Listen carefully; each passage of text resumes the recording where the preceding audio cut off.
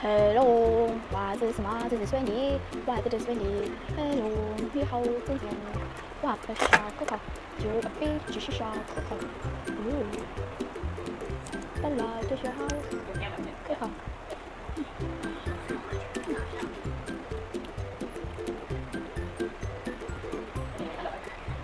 매우 됐어. 포커 디시슈. 바이스 아보 됐어. 됐어.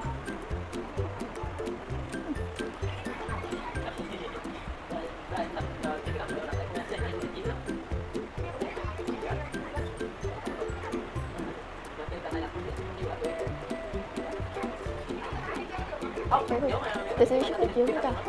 바이스 아그리 됐어. 오. Câu hỏi tiếp theo.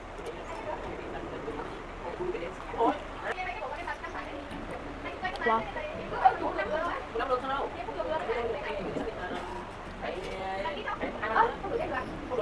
Mẹ ơi, tôi sẽ vào bắt không? Tiếp theo. À. Ồ, tiếp theo. Không được quyền truy cập vào TikTok Studio, Live Studio. Em check nó đủ quấy. Em sẽ quấy. Nếu mà em có em vào live được, em có live được, em có livestream, có vào studio nữa, thì là nó đủ quấy. Đó. Thôi, một lần vài năm nữa thì em được vào studio.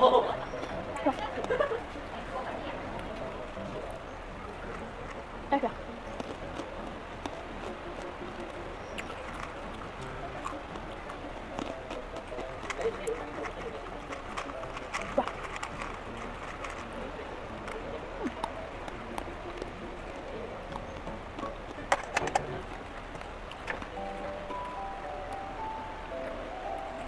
Về của tôi sẽ gì là bị